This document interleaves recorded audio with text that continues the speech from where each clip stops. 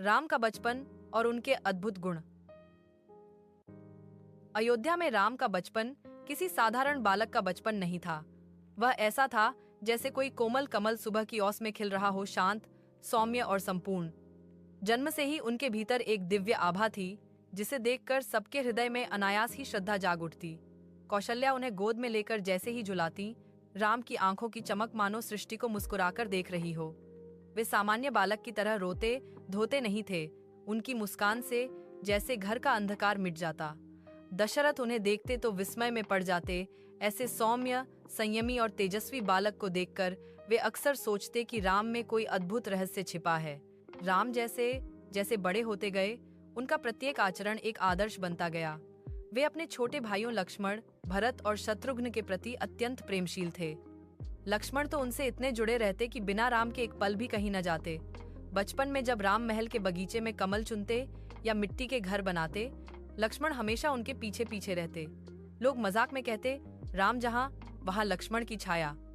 राम भी लक्ष्मण के प्रति अपनी जिम्मेदारी को भाई से अधिक पिता समान निभाते थे।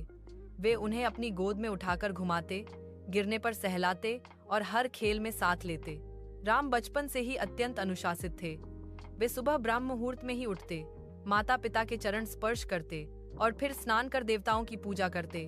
उनके भीतर एक सहज शांति थी। उनका स्वभाव मधुर था। वे कठोर शब्द कभी नहीं बोलते। महल के दास दासियों से भी वे ऐसी विनम्रता से मिलते कि सब कहते, यह बालक राजा बनने लायक ही नहीं, देवता बनने योग्य है। जो भी उन्हें देखता, उनके चरित्र को समझता और प्रभावित हो जाता। राम का हृदय करुणा से भरा था। एक बार महल के बगीचे में एक घायल शुक तोता गिरा मिला। जहां दूसरे बच्चे उससे खेलने की कोशिश करते, राम उसकी पीड़ा देखकर गहरी चिंता में पड़ जाते। वे उसे गोद में उठा लाए, उसका उपचार कराया और उसे अपने हाथों से फल खिलाया। वह तोता कुछ ही दिनों में स्वस्थ हो गया और जब उड़ने लगा तो राम उसके उड़ते हुए रूप को देखकर प्रसन्न होते हुए बोले, हे पक्षी, तू स्वतंत्र है, उड़ जहां चाहे। ऐसी करुणा से भरी बातें राम की पहचान बन गईं। वे पशु पक्षियों से लेकर मनुष्यों तक सबके प्रति समान भाव रखते। एक बार एक चप्पल हिरण उनके सामने कूदते हुए आया। जहां सामान्य बच्चे उसे पकड़ने की कोशिश करते, राम उसके साथ ऐसे खेलते कि वह और अधिक निडर हो जाता।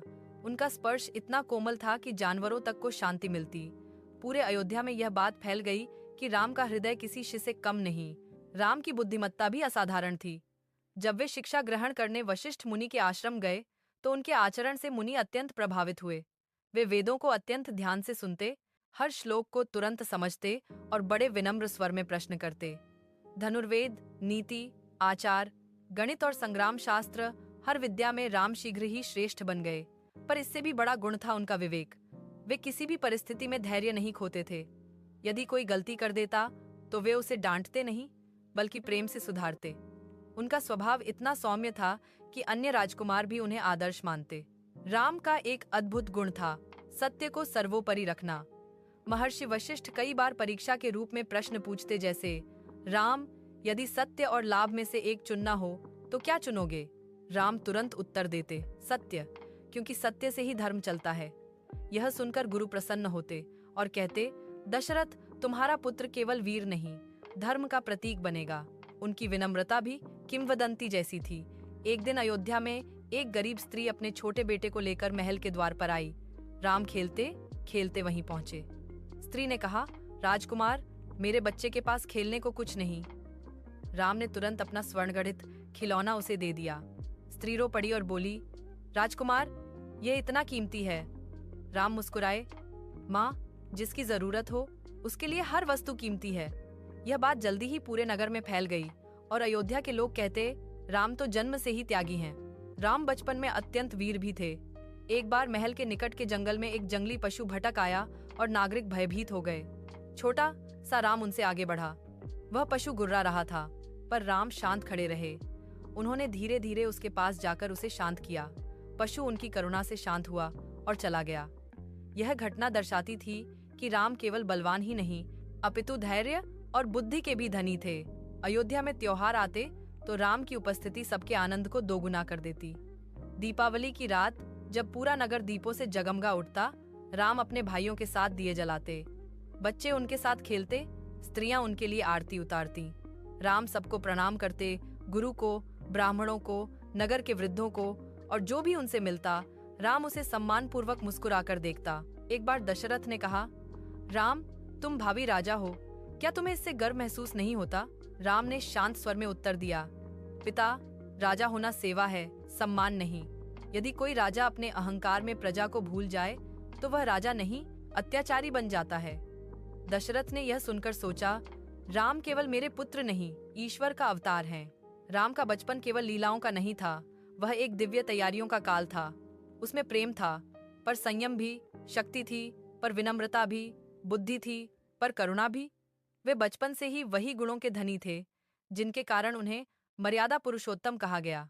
उनके भाई भी उनसे प्रेरणा लेते। लक्ष्मण राम की सेवा को जीवन का उद्देश्य मानते, भरत राम को परम गुरु मानते, शत्रुघ्न दोनों भाइयों से प्रेम करते। चारों भाई मिलकर पूरे अयोध्या में भाईचारे का ऐसा उदाहरण प्रस्तुत करते कि माता, पिता और समस्त नागरिक अभिभूत रह जाते। राम हर जीव में भगवान देखते थे। वे कहते, जिसका हृदय पवित्र हो उसे संसार सुंदर लगता है। इसी पवित्र दृष्टि के कारण लोग उन्हें देखते ही उनके प्रति प्रेमपूर्ण हो जाते। वे अपनी मीठी मुस्कान, शांत स्वभाव और प्रभावशाली व्यक्तित्व से अयोध्या के हर मनुष्य का हृदय जीत लेते। और इस प्रकार राम का बचपन केवल बचपन नहीं था, वह धर्म की नींव थी, आदर्श का बीज था, और मानवता के लिए वह प्रकाश था जो आगे चलकर संपूर्ण विश्व में छा गया। उनके प्रत्येक गुण, विनम्रता, करुणा, सत्य, धैर्य, विवेक, वीरता, इस बात का प्रमाण थे कि राम का जन्म केवल अयोध्या के लिए नहीं, समस्त मानव जाति के उद्धार के लिए हुआ है।